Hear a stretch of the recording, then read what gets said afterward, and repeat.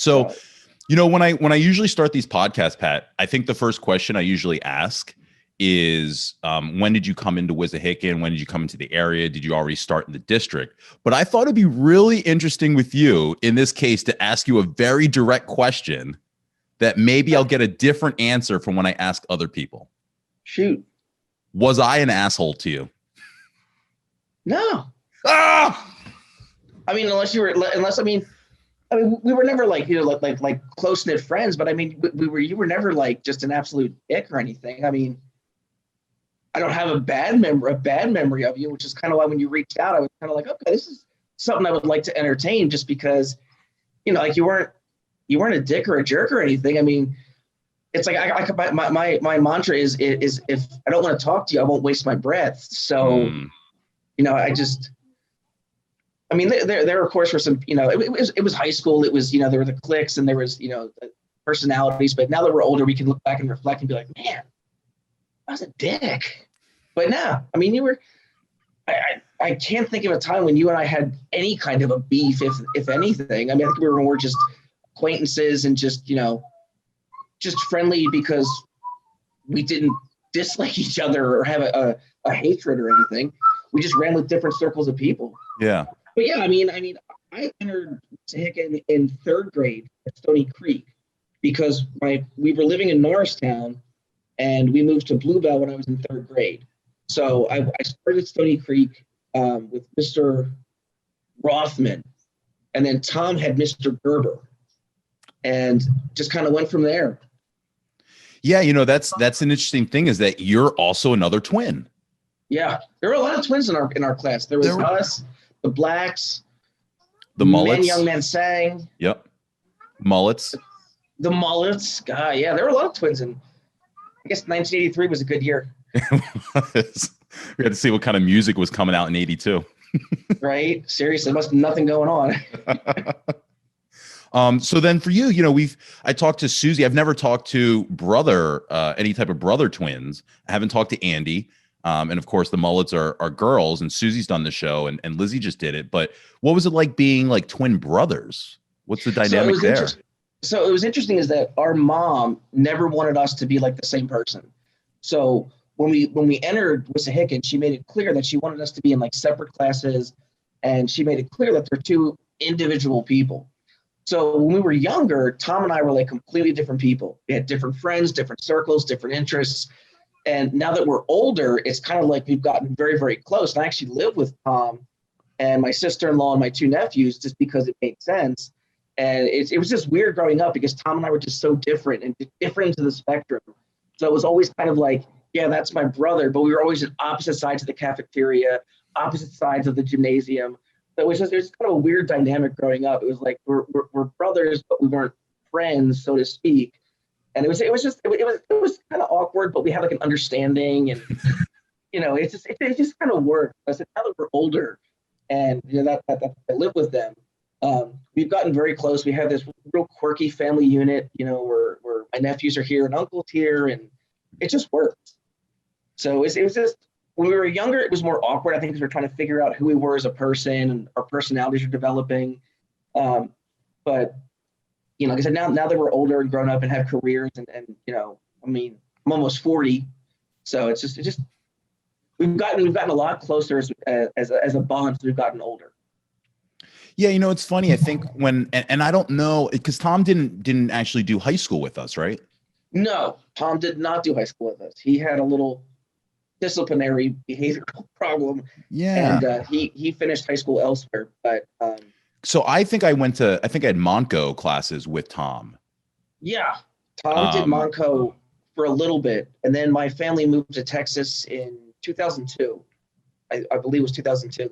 They just packed up and just moved to Texas.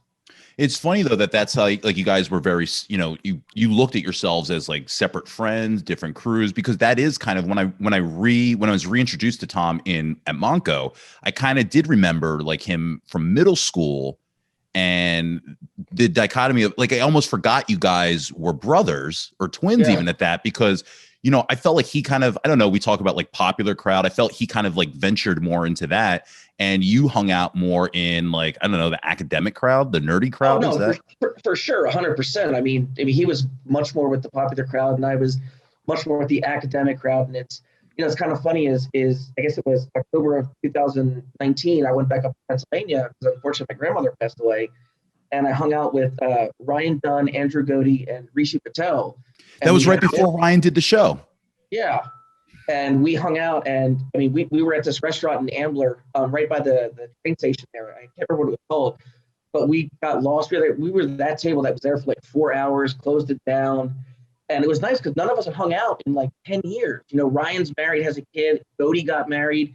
Rishi's doing his thing. I'm doing my thing. And it was bizarre to hang out and just, kind of look back and reflect and be like, man, it was just so bizarre back in high school, of the cliques and who we hung out with. And now that we're older, it's kind of like it was so silly and stupid.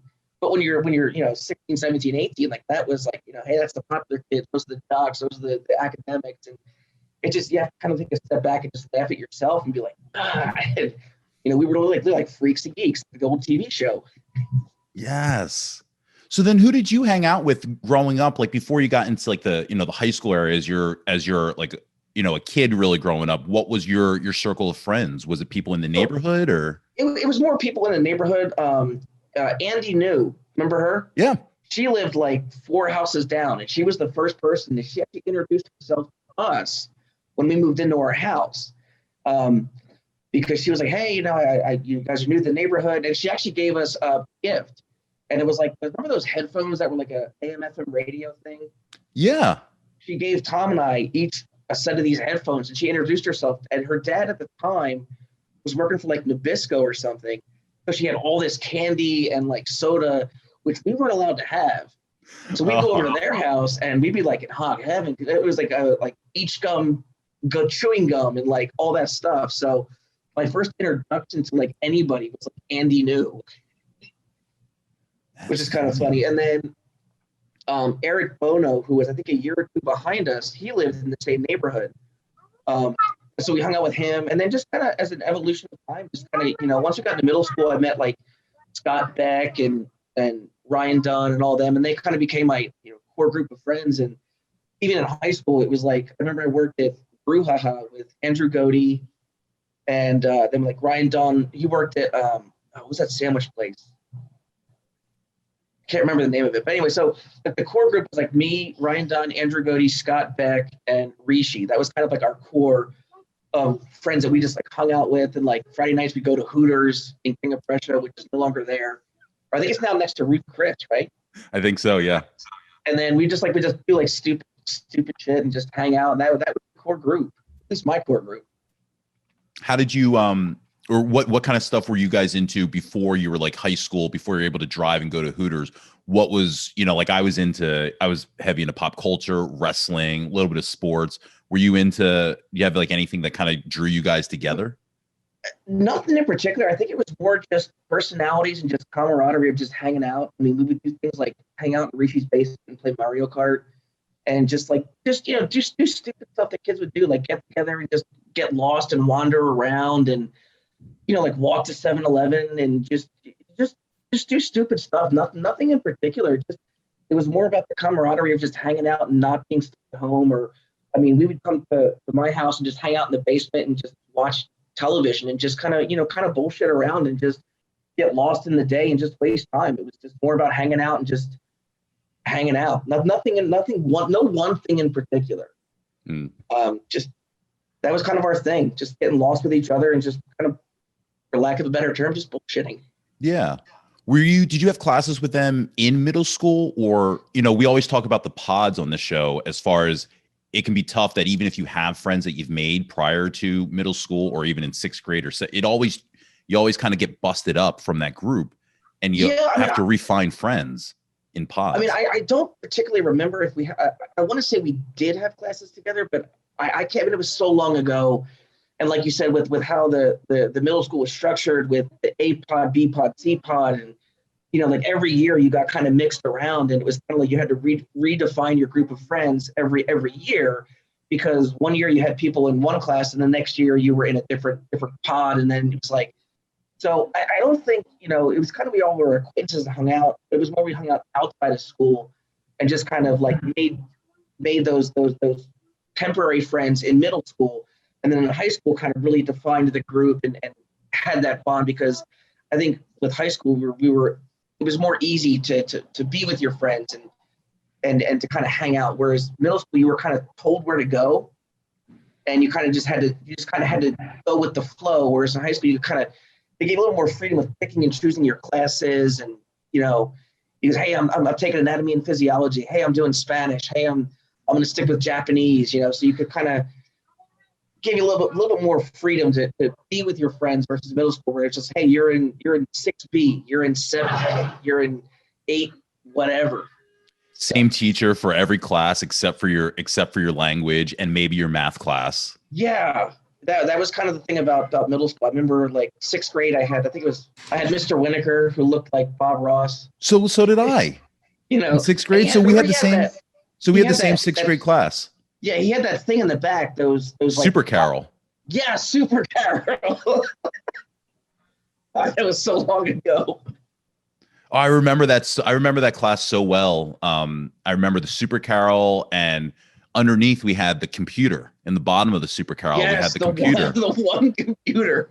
And I always like to tell the story of the thing that we were very into was, at least I was with a couple people, was we had the encyclopedia, the CD encyclopedia, Grolier's encyclopedia. Yes. And it was our first time having an encyclopedia that wasn't in a book. It was the closest thing we had to an internet. It didn't get updated because it was just a CD, but we had never seen like an actual audiovisual encyclopedia. And we used to love to look at the pictures of Madonna because she had the coned bra.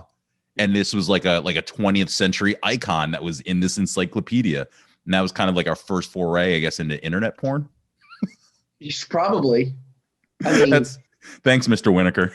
I mean, I remember Stony Creek when they got the one computer in the library, they had Prodigy Net, and it was like just your basic DOS blue screen with text. It was so basic, but you had to like sign up to use it. And it was like, oh, I can go on Prodigy and get information about George Washington.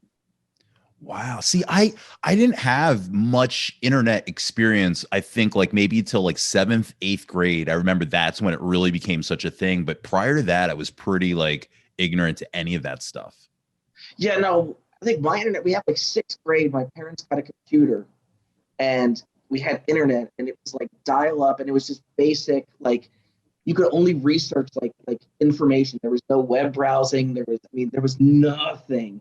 And it was like, this is basically, instead of going to the library to look up something, you could sit there and type something in, and in 2 to 3 minutes, you'd have a page with basic font, and it would be, this is what you asked for, and this is what the result is. It was so basic. Blows my mind to think when my nephews are in middle school and high school, where technology is going to be, because it's crazy. I mean, growing up, teachers said, oh, you're never going to have a calculator and an encyclopedia in your pocket. I kind of do now. Yeah, were you into graphing calculators in school? Oh, the TI-83. Yeah. That was the shit. Because you could also cheat on exams and put like formulas and notes in there. Yes. Then you had the games. What was that one game that for the calculator? Snake.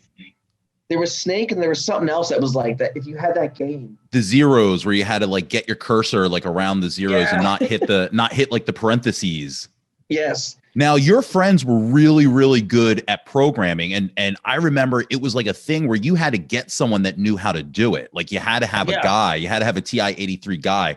I feel like maybe like Goaty would have been my go-to guy. It was actually Dave Majumdar. Oh. That he was the TI-83 guru, if memory serves correct.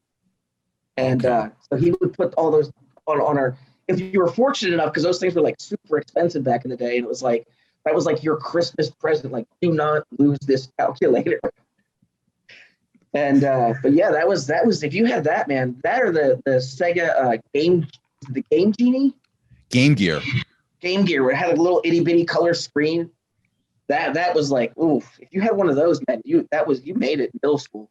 With Sonic, yeah, I remember Sonic was the game. Like that was the thing that I think, like, I feel like Mike Mayall got it, and I would get to play on his, but like I never got to really take big advancements in video games. It was always like going to a friend's house to do it. I think I did Nintendo and I did Sega. And then after that, when I realized they were like, oh yeah, we're not making Sega games, and now you have to get the Super Nintendo, I was like, you have to keep doing this, like getting a new system every couple of years, and I was out on that. Yeah, no, I had an older brother, and he was big in. We had a Nintendo, but he like guarded it with his life. So I never really got into gaming with that because like I was my older brother just never let us play on the Nintendo. And then when we were in high school, we would just hang out in Rishi's basement and just play Mario Kart because it was a 4-player game, which was that was like just blew your mind, you know. And that was that and like like some Coca-Cola and like some snacks, and that was like a Friday night. It was like such a simple time. So that's funny. That's kind of like how I've talked about my social life when I would hang out with like Scott on a Friday night watching the Sixers, eating wings, drinking soda, or like our big sleepovers would be like a wrestling pay-per-view or playing GoldenEye or GoldenEye. yeah. And you play until like 11 o'clock the next morning, just eating pizza and oodles and noodles. So it sounds like, so I don't know, were you, I feel like you had like a much more expansive group of friends or more of a mix of friends. Like when I looked at your yearbook prior to connecting with you, and like you've got girls in your yearbook and guys, whereas mine was just like a group of dudes, I mean, I think it was probably more of my personality I mean, I'm more of a social butterfly, and I kind of get along with everybody. I think that's why I got into the restaurant business, and I'm still in the restaurant business, is I like people, and I connect with anybody. And within 5 minutes of meeting someone, I can get their entire life story just because of my personality. And it's like I tell everybody that, I don't manage people, I manage personality. And in my experience, I've always just been able to just adapt and change and I just can connect with people at a level that, some people just can't do it. And it's just my personality and my adaptability to just kind of get along with everybody. I mean, if I don't like you, I'm not going to waste my time and your time and talk to you. But if I have an interest and I want to connect, then yeah, I mean, I'll have a 5-minute discussion and we can figure it out. And after that, hey, if it's going to work, great. If not, then I'll just move on to the next. It's not the end of my world. Did you find yourself like in those situations in high school or middle school or early, I guess high school, but like kind of how you've described where you're like being a social butterfly and maybe you find yourself in an attempt to connect with someone, and then maybe those 5 minutes go by and it just kind of fizzles and you just go, oh, what was that? That didn't work. This is not going to work between us. And you just kind of move on. Yeah. I mean, I kind of like, I would talk to somebody and I just know that, hey, we're not going to connect. There's not much there. And I'll be cordial and I'll be polite, but I'm not going to openly seek you out to have a friendship or have a connection or have anything. Like I said, I'll be professional, I'll be cordial, but if it's not going to work, it's not going to work. I'm not going to try to force it to work. I'm not going to try to make it to work. And because if you try to force it and you try to just make it work, then why? Why bother? Maybe like when I think about me, I wonder if like, was it insecurity? I think a lot of like what I talk about with people on the show and like kind of what helped spark this show is when I think back to like having conflicts with people, I think now I've learned that I probably took it too hard or took it too seriously, and other people never thought about it again. Whereas if I had a 5-minute interaction trying to see like where I'm at with this person and it didn't go well, that's how I think of that person tomorrow, the next day, the day after that. I can brush things off, and if I have a conflict or just a disagreement, I don't hold on to it. I just let it go because I can't harp on, hey, we didn't connect, or I disagree with you, or I didn't like your viewpoint. It's like, okay, that's your opinion, and you're allowed to have it, and I'm fine with it. I don't like conflict in my life, and I try to avoid conflict at all costs. Just because for me, I just don't like it. Yeah. And I'm not the kind of person that's going to hold a grudge. We may have had a disagreement in high school or even a day ago. And it's like, I'll be the angriest person for 5 minutes and then I'm over it. Move on to the next thing because there's no point in harping on it. And, it's just, hey, we just disagree or we didn't see eye to eye. And it's just, it's not worth overthinking and dwelling upon, because then it consumes you. And I can't have that. I can't, like, why didn't they like me? Like, did I say something? Did I do something? Did I not wear something? Did I smell? What did I do wrong? Yeah, they didn't like me. I know my personality. I know that, this is Texas, which is completely different from where we grew up, which is where we grew up. You can be very direct, and you can be very blunt. You can be rather crass, and you can be just like, hey, like, in Texas, you can't do that. Yeah. And sometimes I have to take a step back and look at that and be like, okay, I have to look at it from this viewpoint, more of a softer side. So I never hold on to grudges or bad feelings. And if someone doesn't like me and they can say to my face, hey, I don't like you. Cool. That's your opinion. Okay. I'll see you later. Do you think it's easy to say that, but, and I wish I could say that. And I think that if I was to, look at like my issues, I think I always took the bait. Did you ever, like, was it ever out of your control to do that? Like, were you bullied, or did you have people that were just like needling you where? I think that growing up, I was lucky where I was never really bullied per se, but when I was younger, I would take things a little bit more personally. And then kind of like, why didn't this person like me? And I was kind of like, well, I'm going to be who I'm going to be. If they don't like it, I'm not going to try to change for that person. But like I said, I think I was very fortunate in that I never really experienced any bullying. I mean, there were times where people would be mean and just, be kids, especially when you're like elementary school and middle school, when you're trying to find out who you are and the group of friends you're going to go with. But I mean, I was very fortunate. I really don't think there was any one person that openly bullied or maliciously, seeked me out to try to be like, okay, I'm going to make this guy's life miserable.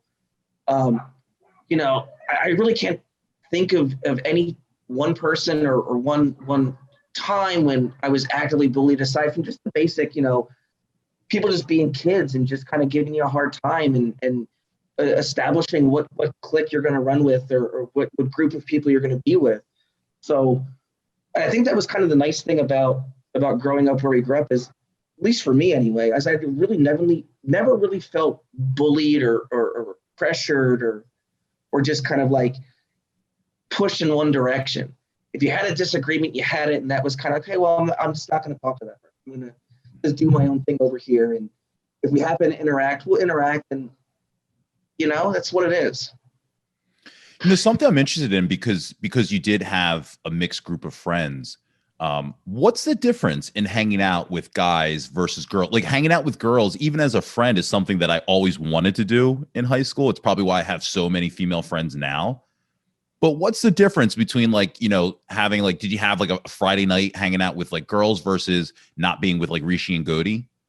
No, I mean, there was always Ellen Opplinger was always kind of in our group, and it was kind of a nice mix. But I mean, it was more like I would hang out with females at school, and then outside of school, it was always just the guys. Oh, okay. It was never like, I mean, in high school, like we'd always have like Ellen or sometimes Jenny McLaughlin would hang out. But it was never like open, like, okay, it's Friday night, or whatever night. Like in school, it would be a nice mix, but outside of school and on the weekends, it was always just that same group of me, Godi, Rishi, Scott Beck, and that was kind of our little clique. What did you think about, like, when you look out at like what was going on in high school? I always felt like it was so advanced, almost like a TV show. And so I would see people dating and all that. And that was kind of my hang up about not hanging out with girls and not having female friends then.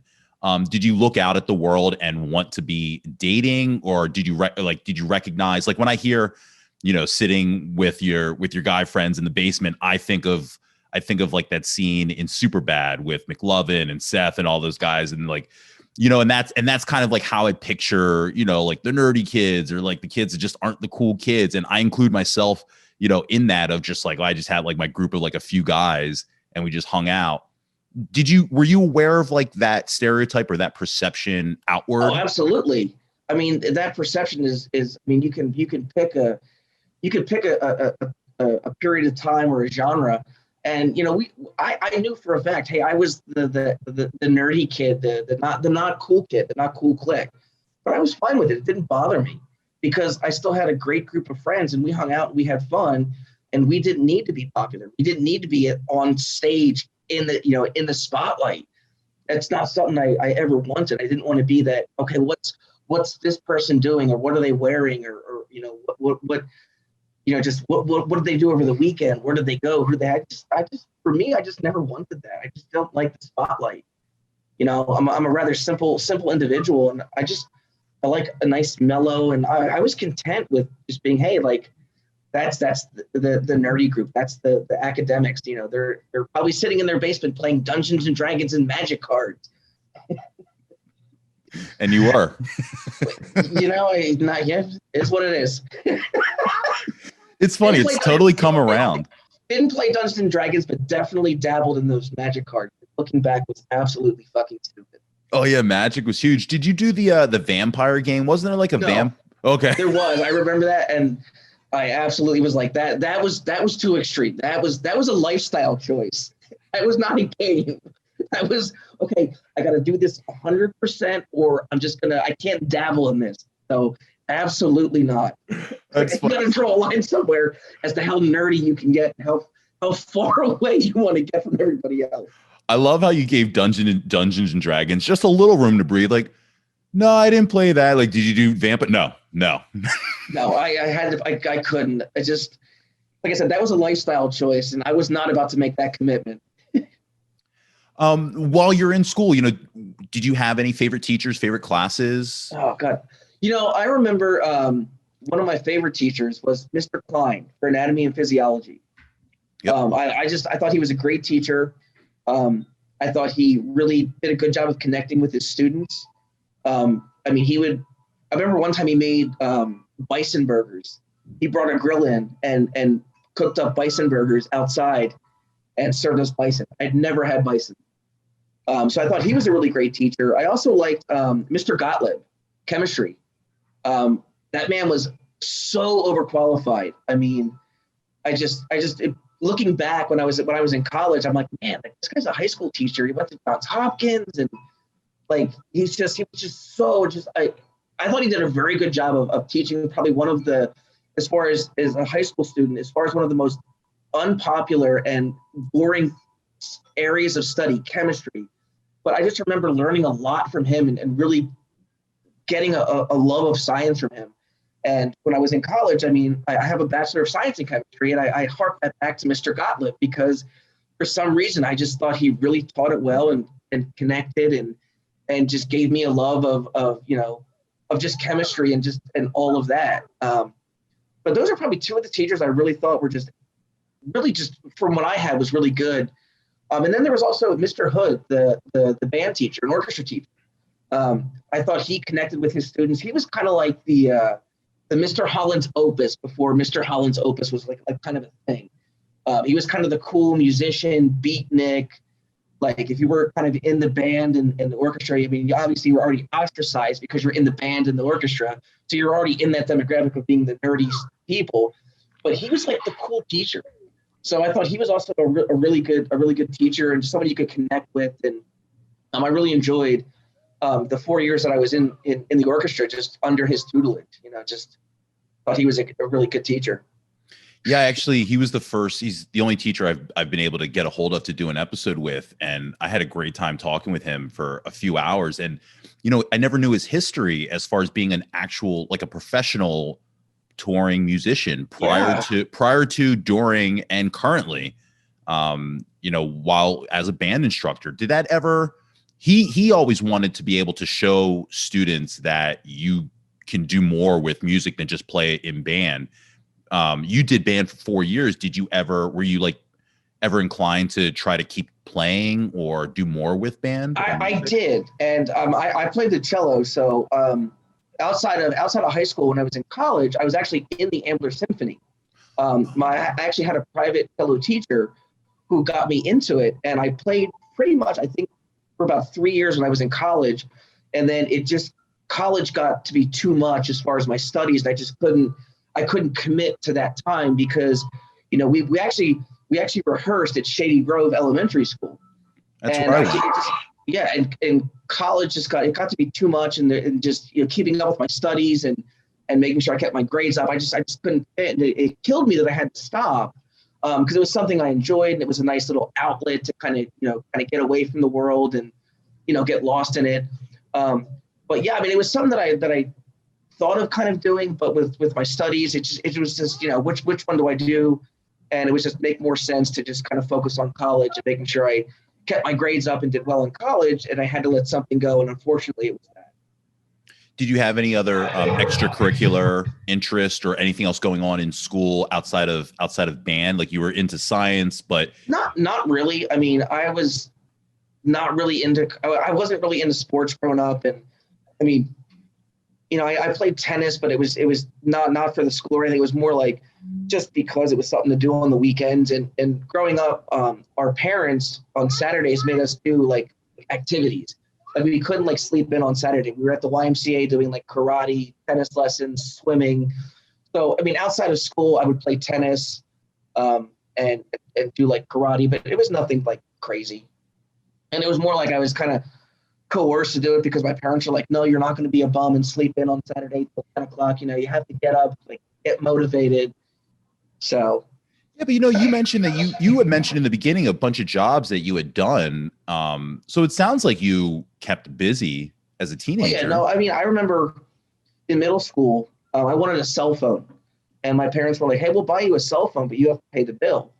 And I was like, okay, so how do I pay a bill? My parents were like, we have to get a job. So I think it was like 7th or 8th grade. I got a job as a busboy at Plymouth Country Club, which is now the 1912 Club. And, I worked, Friday and Saturday nights as this little itty bitty kid just bussing tables, and I'd walk out of there with like, $50 in cash. I think I was like, super rich. I'm like, oh, I can go to the mall and I can go to like Hot Topic and buy stupid stuff and go to Chick-fil-A and Boardwalk Fries. And so, it's just kind of one of those things. My parents are like, hey, we'll give you these things, but you have to work at it. You have to keep it going. We're not just going to give it to you. We'll give it to you, but you have to supplement it in some way, shape, or form. Right. There's more responsibility to it than just getting the service and having it. Yeah. Yeah.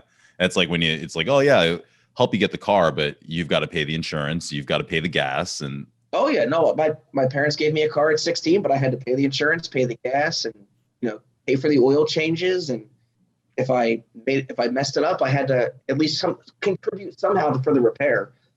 So you mentioned like busing and you mentioned brouhaha. It sounds like and you're in the restaurant business now. So have you always worked in service?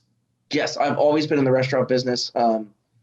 Since I was like 14, 15 years old, I've always been in restaurants, and it's what I know. It's what I love. And right now I'm actually in a fine dining restaurant, which is a complete change from what I came from. I always did like kind of casual upscale dining.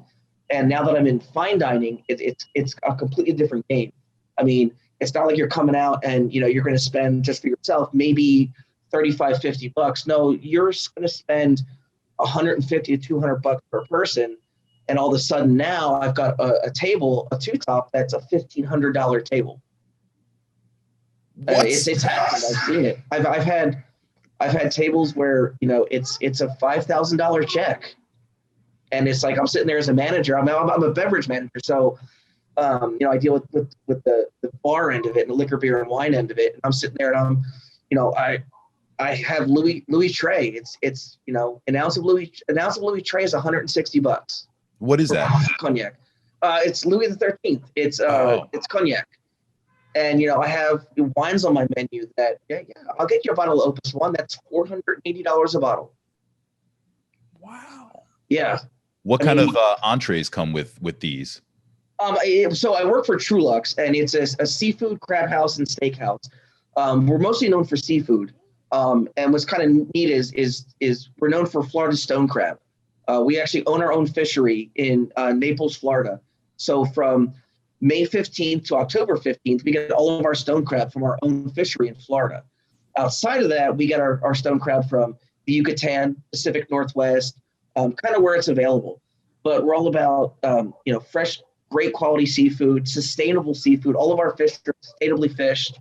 We don't do farm raised. It's a really great concept to work for. And we're about hospitality and service.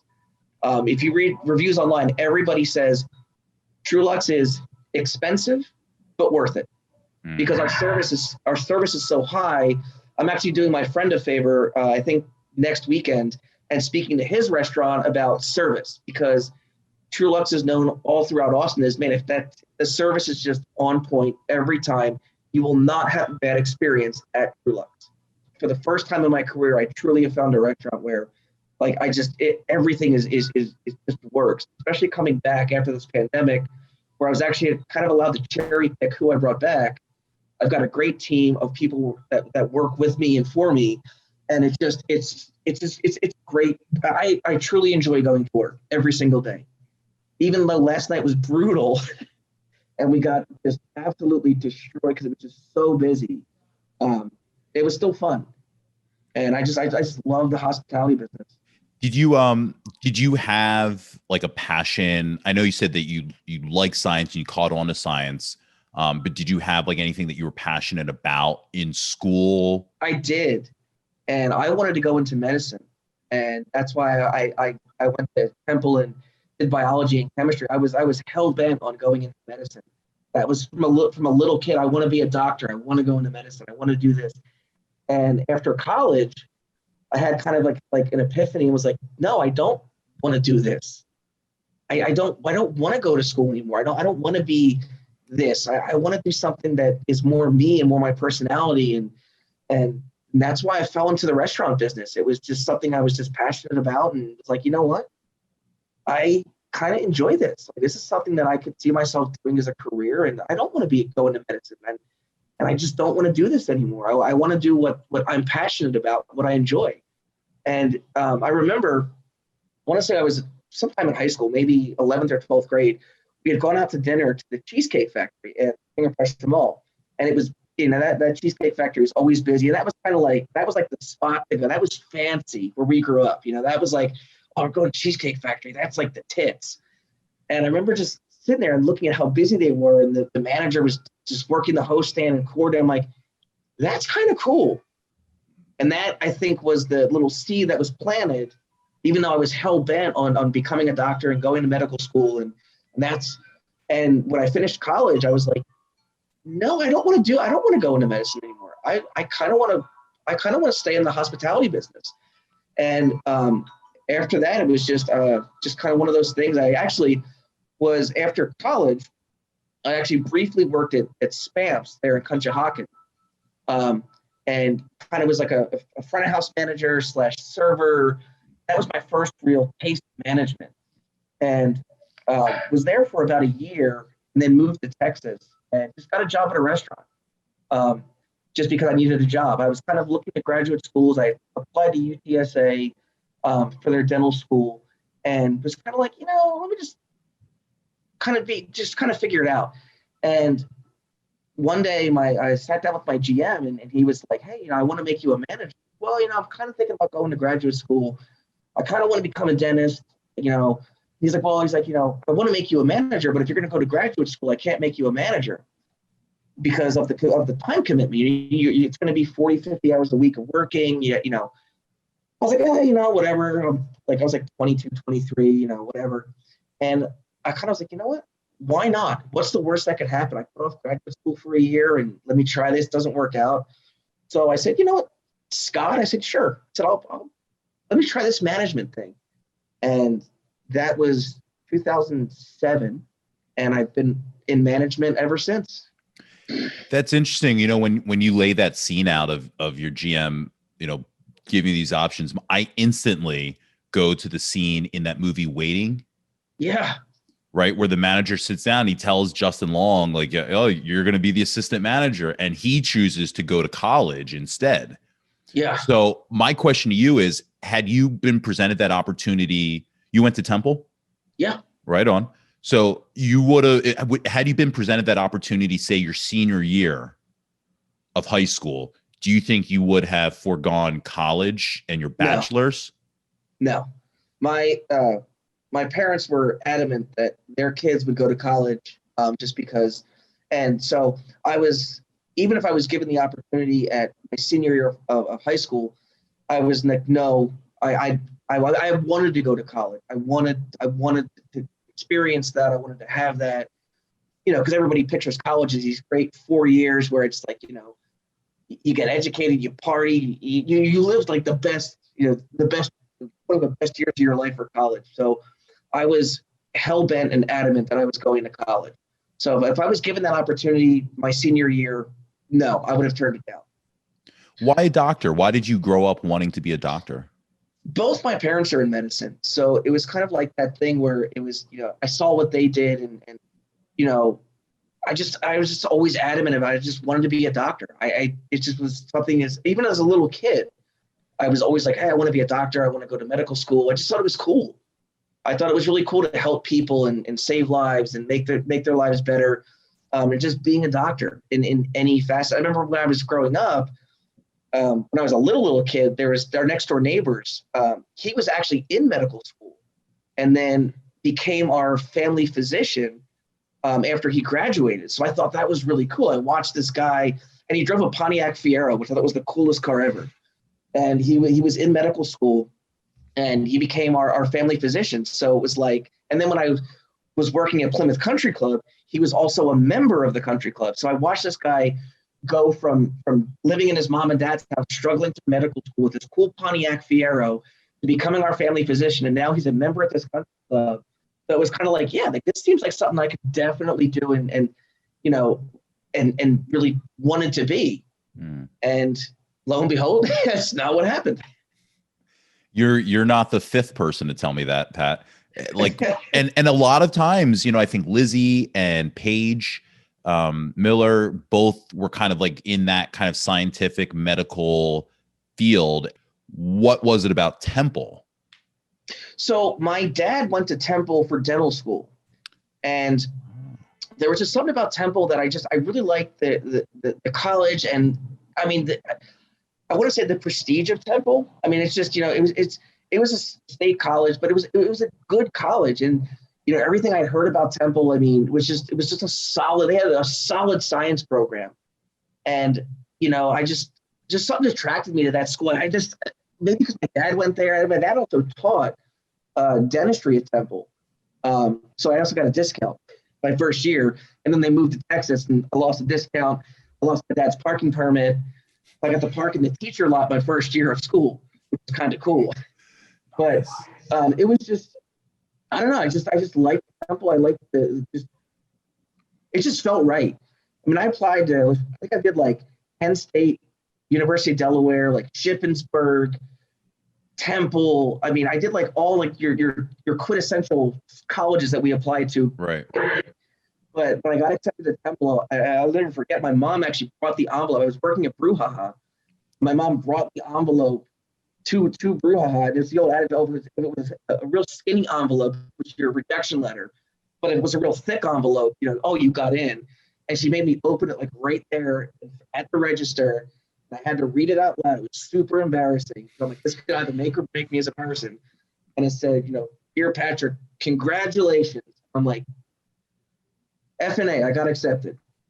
And that was my first choice. And I had a great time at Temple. It was a great school. I, made a lot of good friends. I still kind of keep in contact with on Facebook.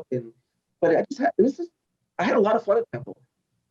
I transferred in 2003, maybe spring of 2004, actually. Okay. I transferred in and after getting my associates at Monco and did 2 years in the film program at Annenberg. At Temple, and I exact same. Like I always wanted to go to Temple. My dad did some years there, so I think that was kind of built in.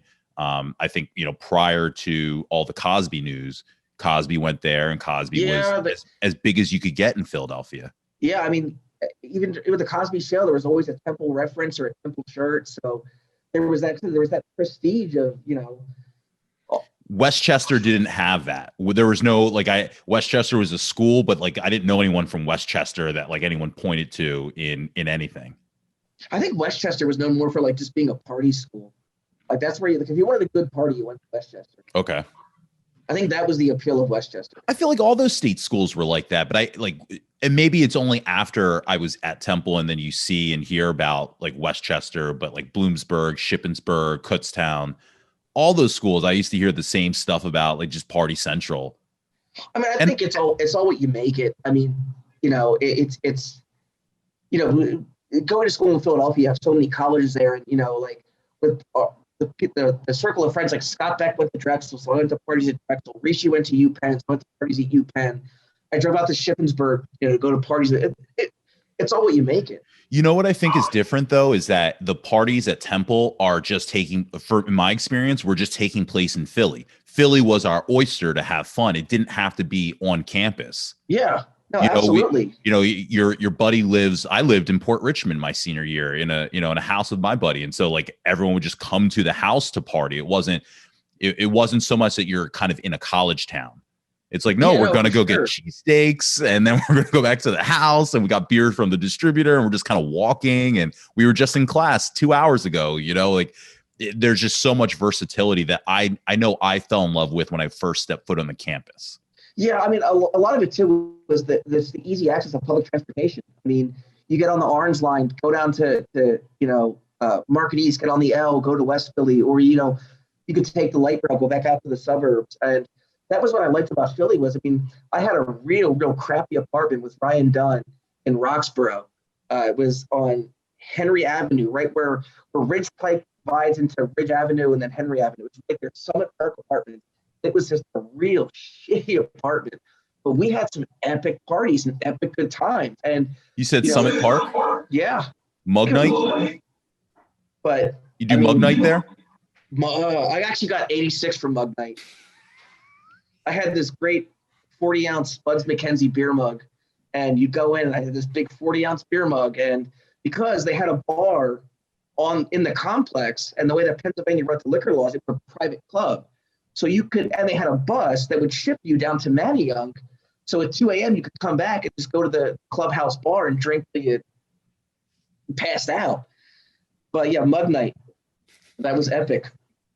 I did one mug night there. It's funny. I was just telling someone this story yesterday. Tara Cooper Smith used to live in Summit Park. She lived there when Ryan and I believe, lived there, or shortly. I think it was like it was right before I moved to Texas for the first time. Right as I was graduating college, she had just moved in, and I think we had briefly connected on Facebook, but never really met up because I was more, "Hey, I'm moving to Texas," kind of a thing. Yeah, it's a cool place. It's kind of like a legendary party area. My cousin lived there like 30 years ago when he was, in his 20s, and that was what I'd always heard about the party. So it makes sense when you say like this kind of like this shitty like small apartment in Rocks, because thing was like 45 years old. it was I'll tell you what, for what it was a good time, and it served a purpose. And it was a great experience. I mean, Ryan and I had a lot of fun. When I was up in Pennsylvania, we joked and reminisced about all the stupid stuff we did, and how the one time we had a Saturday afternoon party and we ordered takeout. We made the delivery driver have beers with us. We weren't going to pay him until he had beers and shots with us. So we made this pizza delivery guy sit on our couch, drink beer, have shots at like 3:00 in the afternoon. It's like his boss is calling him like, "Hey, like, where are you?" He's sitting there just throwing them back with us. That's just stupid stuff like that. I mean, it's good times. Stuff we can't get away with in our 30s. It just hurts more. The recovery time is much longer. I can't drink and party like when I was in my 20s. The hangover is like 2 or 3 days of just, okay, I'm gonna nurse this one. We talked about like academic, and that's probably just like more of a synonym for like the nerdy crowd or the nerd crowd or whatever. But were you academic? Were you, and I imagine you're going to school wanting to become a doctor in the future, and your sweet spot is science. So were you all around really good in school? High school, yeah. I mean, I was always on the honor roll, and just for me, getting a bad grade was like, it always hurt. It was like a personal thing where if I got like a B, I was upset with myself, and I was disappointed in myself for not doing well because I knew I could do better. So for me, it was always like, I want to be that guy that has the straight A's and is just, for me, it was a point of pride to have good grades and be studious. And it was a point of pride to be, in those honor classes, and it just, maybe it's kind of selfish, but I just always wanted to be better and do do better. I never wanted to be kind of settle on mediocrity and just kind of be, okay, I got a C, I passed, I did it, I can move on. It's like, no, I got a B, but I know I should have gotten an A. I was just lazy and just didn't study hard enough, or didn't turn in this assignment on time, or just got lazy. It's very self-aware. Yeah, I mean, it's just, I always like to do things, to completion. I never want to leave anything open-ended or do it half-assed, or just kind of do enough to get by.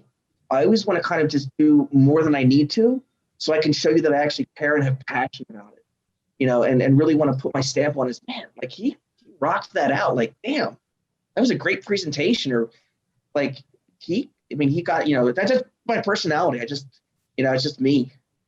Did you, and maybe not, sounds like from your answer, it was just much more internal, but did you kind of compare yourself with your friends who were also like just rock star students in school? Yeah. I mean, it was always, for me, it was a point of pride to run with a group of people who were also very studious and very academic and always kind of at the top of the class. It was more important for me to be at the top of the class than to be like the star lacrosse player or the star soccer player.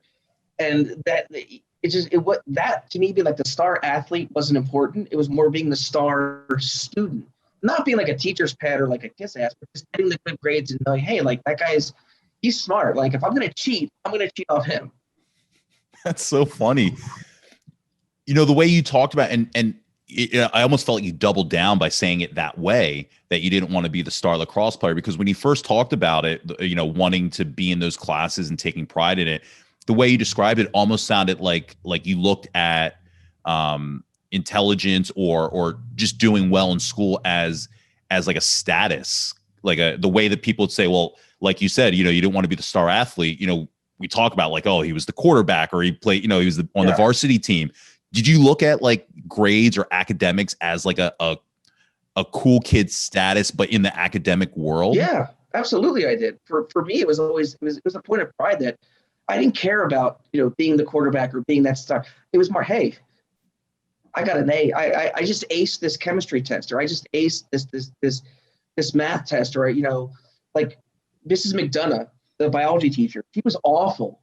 She was just not a good teacher. So when I would get like an A or a high grade on one of her tests, it was a point of pride because she just wasn't a good teacher. I just didn't care for her style of teaching. So for me, it was just always a point of pride to know that I worked hard enough to get this, and I studied and I worked at it.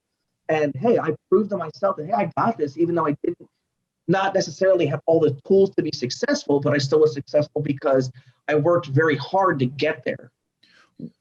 I always had a problem with studying, and I was horrible with like note memorization of just like writing down the outline. What was your method of doing better or studying or preparing? So my method was I took very diligent notes. And then when I would study, I couldn't study in silence. I had to study with background noise on. And it couldn't be like music or anything. It had to be like talking. So when I would study, I would put on like CNN or one of the news channels on a real low volume, just to have the background noise, and then I could study fine. But if I studied in silence, or I couldn't lock myself in the library or lock myself in my bedroom, I had to have some kind of background chit chat of just whatever that would just kind of phase out all the other background distractions, and I could better focus on studying and being diligent. And that was it always kind of weirded when I lived with Ryan. I would like post up in the living room on the floor, and I'd be all spread out with notes and textbooks, but I have my back facing the TV, and I'd be like laying on the floor just studying. And he's like, "What are you doing?" I'm like, "I'm just studying, man. Just let me go." And that was the method that worked the best for me.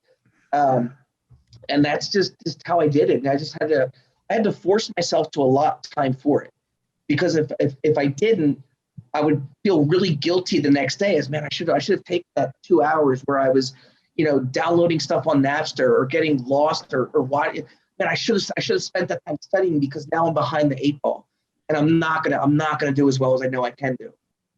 So I would kind of beat myself up if I didn't allot myself time to study and be diligent with it. Thanks for setting up the next segue for me. What were you downloading on Napster? Okay, so, and I blame Rishi Patel for this, is he got me into EDM, and he got me into these essential selections where it was hosted by Paul Oakenfold, and these were huge files. It was like an hour and a half long music. And, of course it was dial-up. Yeah, I was gonna say, is this still on your your dial-up mode? And my senior year, my mom and dad got me my own phone line in my bedroom, so I could just download music. And I would just and these things would take hours to download, but it'd be like an hour and a half, 2 hours of just electronic dance music, and that was my thing. And that was just I love that stuff. And just having all those, I don't know, I just really like electronic dance music. It's my thing. And of course there's obviously internet porn at the time. Pictures, you can't not say that. I mean, what that's interesting, because I guess I equate EDM with one. I don't think EDM was like so big at like it is now, where you have like these celebrity producers or celebrity DJs, and with the internet now, especially, music becomes so much more popular and worldly. Where are you going to, or are you able to go anywhere like at that age? Because I think, like, are there clubs, or like, are you going to Shampoo? Okay, so there was, at the time, EDM was not that big in the US. It was more of like Europe and elsewhere. But every now and then, I remember one time I went with Rishi and his family down to Washington, D.C., and we went and saw Paul Van Dyke at this club on Half and K Street. And it was like, it was in like a really bad neighborhood. It was like my first time going to a show where it was just, dance music. And it was packed, and we just had a blast. And we just were there just for 4 hours, just hanging out, dancing and just interacting and just dripping in sweat. And we were like 18 at the time. So it's like, we couldn't drink, we didn't do any drugs, we just enjoyed the experience. And then as I got older, and EDM became more popular, there were more venues, there were more clubs, and you go to anywhere in Philly, down to Miami, and just kind of party and hang out. Yeah, it's funny. I feel like we grew up in like the perfect era, or maybe the end of the perfect era, where you could go out to places, at least in Philly. And my big gripe now is that nowadays, although nothing's open now, but like nowadays, up until 2-3 years ago, there were no like live venues. They've all really dried out so much. I think it's kind of the market you're in. I mean, I live in Austin, and Austin is unofficially the live music capital of the world. So before all of this pandemic, any given night of the week, you could go downtown and you could catch a show. I mean, pick a genre of music, and it was there. Mm-hmm. In this being Texas, we really don't have winters. I mean, it's the middle of January. I'm sitting outside wearing shorts, and it's just.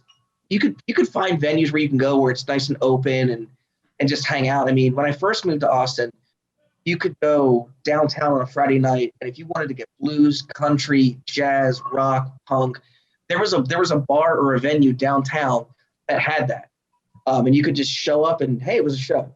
Mm-hmm. Yeah, I had a cousin that lived down there for a few years, and I was driving cross country and spent like 3 days in Austin. So he took me to 6th Street and did the whole rooftop thing, and I definitely didn't get my fill, because it was definitely like the tourist, the tourist trip. But I've heard great things just about outside of the South by Southwest. It's the little pockets that are just really awesome there, which is it's a nice thing about Austin. It's very diverse, and there's a little bit of everybody. It's definitely a city of transplants. It's not what you think of when you think of Texas.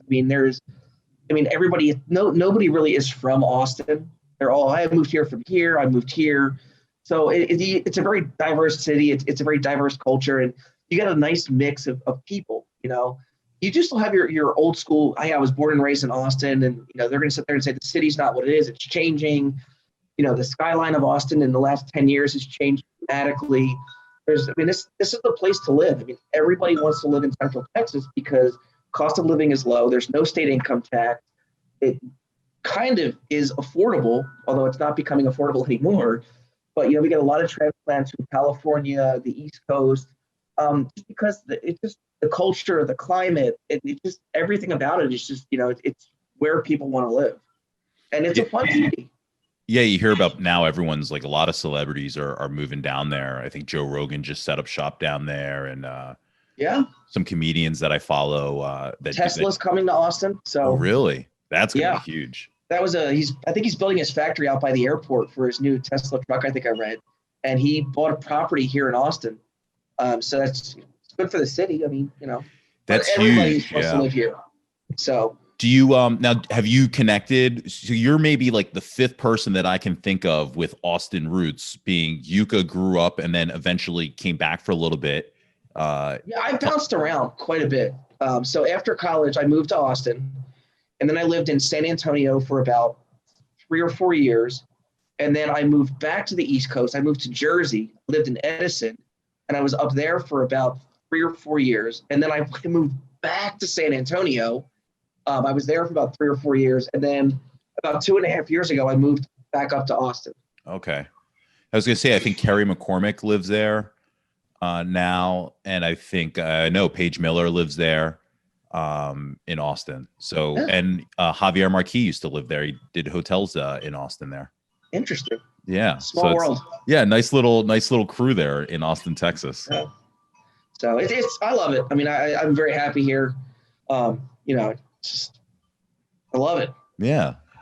Did you date at all in school? No, I actually enjoy being single. And I like to just be able to come and go as I please. I have no interest in dating or even getting married. I mean, I live with Tom and my sister-in-law, Simone, and our 2 nephews. But yes, I have a wife, a husband, and kids. But I can easily give the kids back and get my car and go somewhere else or go away for the weekend and not have to worry. So I will be the quintessential eternal bachelor for the rest of my life. And I'm cool with that. I'm very happy with that.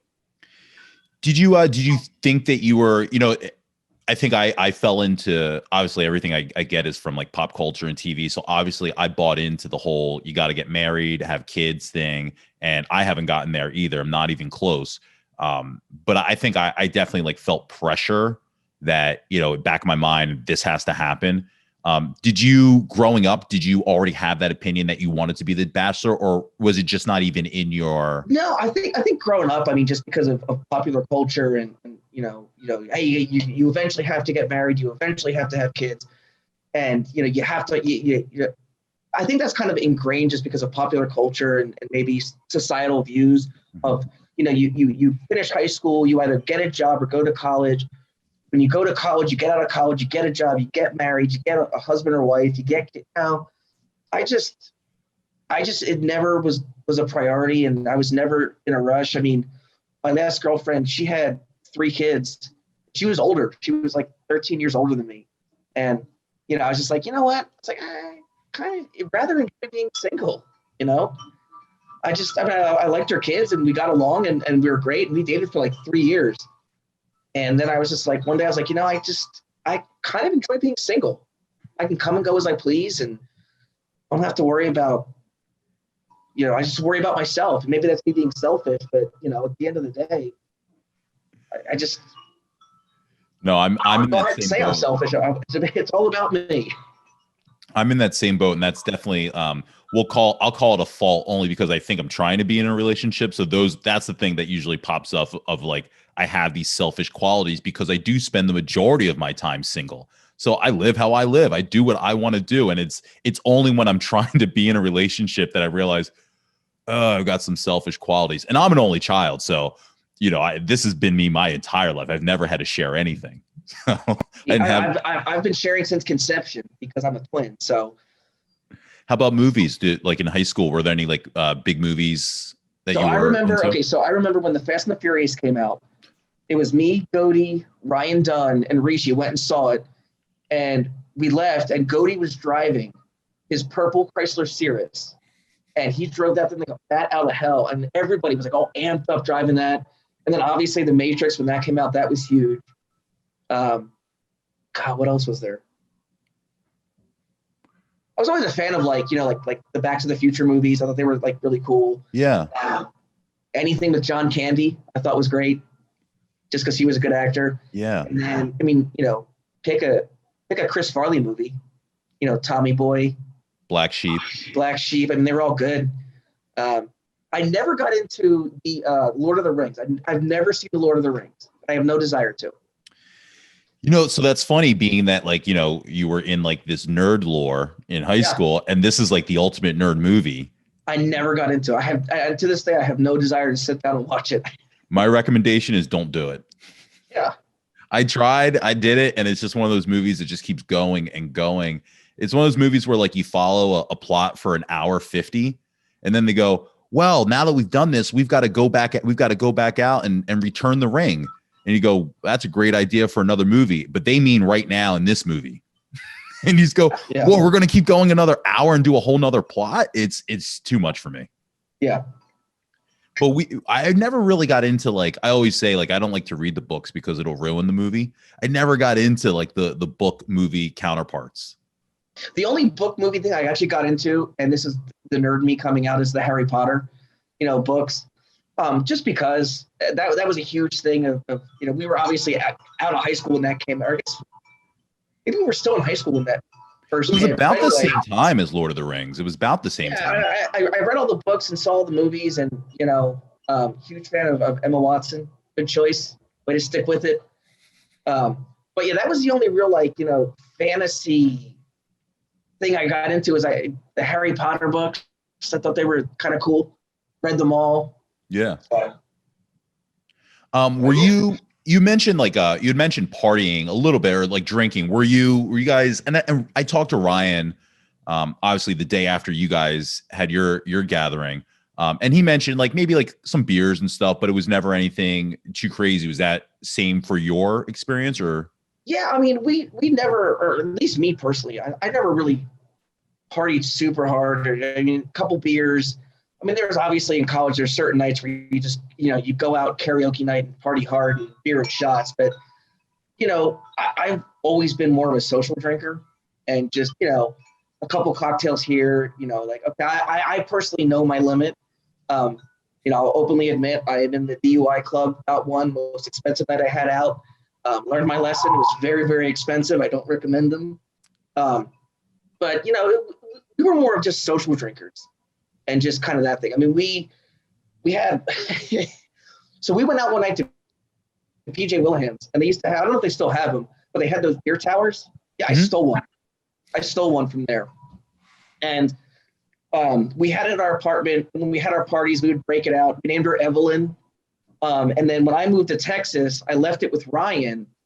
And then he was living with, I think, Brian Opplinger. And he just recently told me when I was back up there in October of 19 that he had just recently got rid of Evelyn after all those years.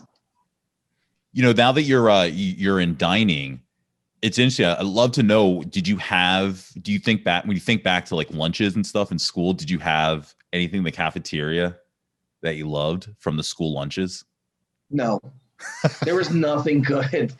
I'm sorry. I mean, there was nothing good. I mean, it was all, if you think, at least, now I know, what good quality food. It was all frozen stuff, prepackaged, processed.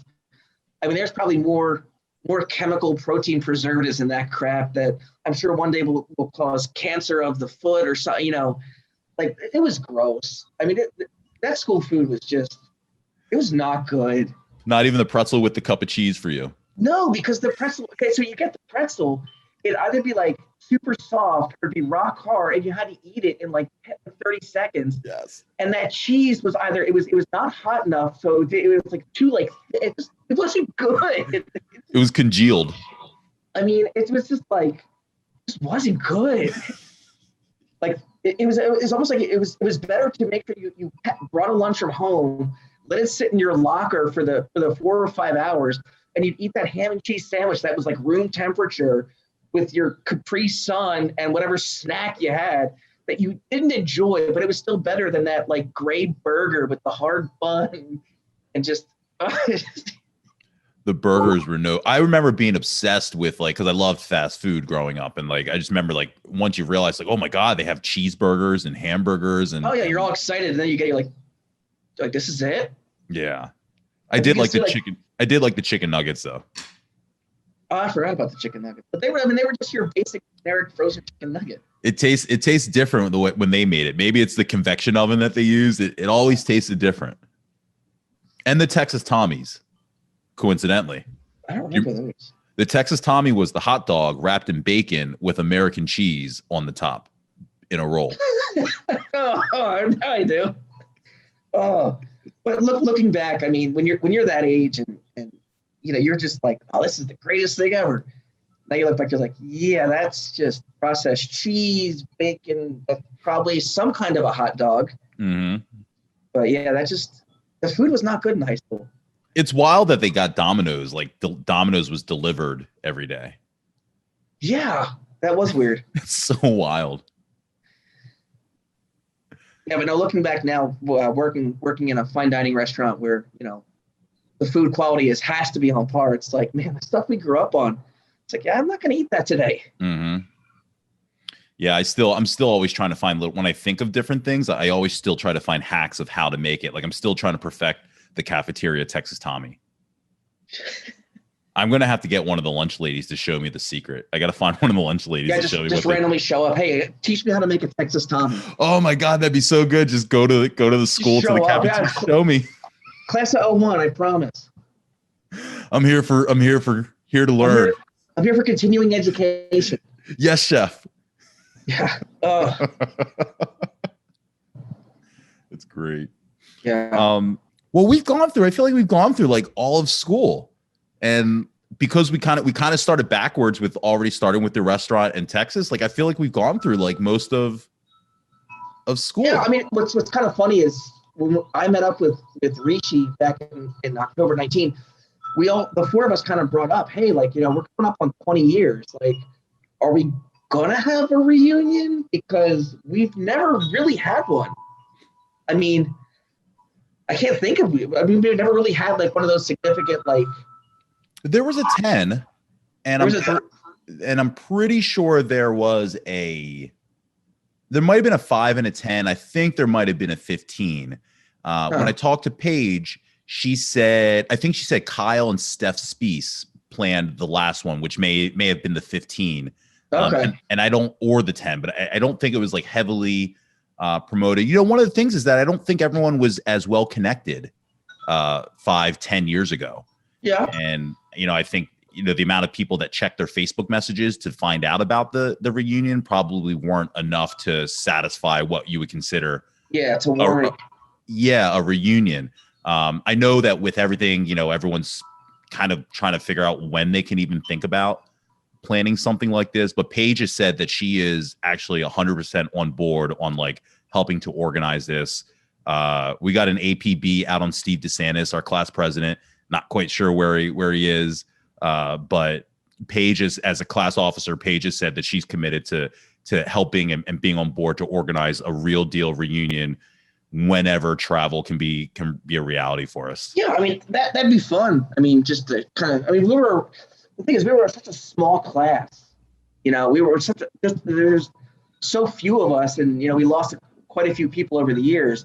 That it'd be nice to have that and kind of get back together and just to have that. Yeah, I hear, obviously now I talk to so many people from school, but one of the biggest things is just like how people, I guess I assume that everyone still kind of stayed in touch. And what I'm learning is that even if it looked like they were friends because they were liking pictures or whatever, they didn't really, a lot of people who were friends haven't really had a real connection with each other. And over the last like year or two now, people are like, hey, I'm like actually talking to them, or we're doing, and now the Zooms are a thing. Like people are getting together with these Zoom chats, and people who hadn't really talked because of kids and just life and everything 7, 8, 9 years now are getting together quarterly or every few months. And that's the same thing, but I'm like talking over Zoom, phone calls and reconnecting again. Kind of like what you said with Ryan and Rishi and everyone. And even though you guys consider yourselves friends, you guys hadn't really all seen each other in like a decade. Yeah, it's crazy to think about it like that. Growing up, you'd see them almost every day. And then, like we sat down, it's like, this is the first time we've been together in like 10 plus years. Like we were such close friends. Like how did we lose touch? And then I still talk to those guys, via text or whatever. Not regularly, but more so since that meeting than before that. So it just blows my mind. It's like you get so lost in life and everything else, and it's nice to have that where you can meet back up with people that you were so close with. And it's really nice to have that. Yeah, and it really does. It does feel like. Oh, sorry, go ahead. No, go ahead. I was going to say, just, it does feel like now that, now that so many people are doing that, I think it's just going to add to the fuel to make the reunion a reality for everyone. Because I think now especially now that everyone's been trapped and people just want to see people, but more so everyone's been connecting. And I think people are going to be really anxious to get together and do a reunion for real. Oh yeah, no, I agree wholeheartedly. I think it'd be great. I mean, just that meet up and see people you haven't seen in 20 years. I moved halfway across the country. It's like, it'd be great to see those people and reminisce and just hang out. Yeah. And who knows? Now it's funny because I wouldn't have thought that prior to the podcast. I wouldn't have thought that 3 years ago, 4 years ago, that it would be great to meet up with people and reminisce. But now, like, my mindset has completely changed on that.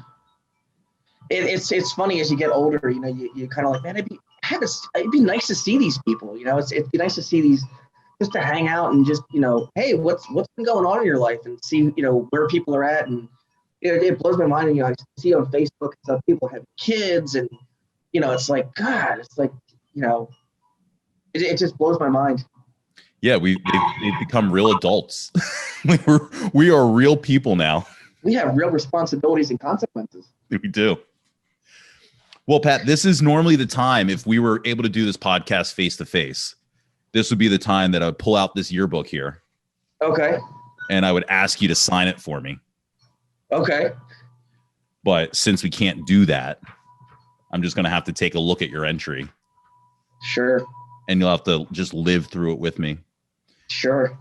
So we've got you down for orchestra 9 through 12. Now, What's the difference between orchestra and band? So orchestra was all the stringed instruments, but band was like the, trombones, clarinets, and stuff like that. So orchestra was like violins, viola, cello, bass. That was pretty much it. Okay. We've got you for horticulture club in 12th grade. Yeah. I don't know why I did that. Interact club in 12th grade. That was Mrs. Ingram, right? It might have been. And I feel like this was with Ryan. I feel like Ryan did this as well. Interact club and debate club in 12th grade, which he talked. Debate club with Ryan Dunn. And we had a debate at Upper Dublin High School, and Ryan and I did not take it seriously and lost horribly. No. We just did it just to like do it, just to be like kind of jerks. And the people that we were debating against were like super serious. And like we just made it this farce, and we lost so bad. But we didn't care. We accomplished what we came to accomplish, which is just making a farce. And then we've got, so I meant to look this up, but you'll have to tell me who this is. Your quote is, "All who would win joy must share it. Happiness was born a twin." Lord Byron. So that was because at the time, my twin brother was in a very bad spot. And it personally hurt me that we didn't get to graduate together. And so I had that quote that happiness is a twin because I was born a twin. And even though Tom and I ran with different circles of friends, we still had that bond. We were still brothers. Outside of school, we were pretty close. So with Tom not graduating with me, it just personally really hurt. So I figured I'd put that quote in there about happiness being a twin, is that my happiness was my twin brother. And that was the reason that I put that in there. And I forget where I found that quote. I think I stumbled across it getting lost on something. And I'm like, you know what? That's like perfect quote for me right now, where I'm at, because I don't have my twin brother with me. For me, that was like the most appropriate thing, but paying tribute to my brother, because I missed him and he wasn't there. That's so interesting. When you talked about how you guys kind of had like a separate lives, separate world, I guess I kind of looked at it as like you were just doing your own thing. And I guess I kind of forget about the bond, being an only child. I forget about like that bond still of, you guys were born together, and you probably have an expectation to graduate together. Yeah. Like I said, even though Tom and I ran with different circles of people, we still were brothers, and we still had that bond. And even though, I'm one of 4 kids, Tom and I always had that bond, and we always were close and had that connection. And it was just one of those things, like, just even though we were 2 different people, we still were kind of the same person and still had that really close bond. And even today, even though, he has a family, wife, and kids, we're still very, very close. We still, hang out, talk, and play golf together. And that's kind of just what we do. And as we've gotten older, we've actually gotten a lot closer. Especially now that, I have 2 nephews and, it's just, he is my other half, if you will say that. It reminds me of what Lizzie said in reference to Andy, that in growing up, it was awesome having kind of like a built-in best friend. It seems like now that you guys have found your ways back to each other at this stage in your life, living in the same house, like it does feel like you've got that built-in best friend. Yeah, for sure. And it's nice to live with him, and we just, I don't know, we just connected, and we, I don't know, we just help each other out, and we're like you said, we're like 2 best friends. And it's just as we've gotten older, our bond has gotten a lot stronger, and we can piss each other off, and we can argue, and we can have a lot of fun at the same time. We have a lot of a lot of common interests.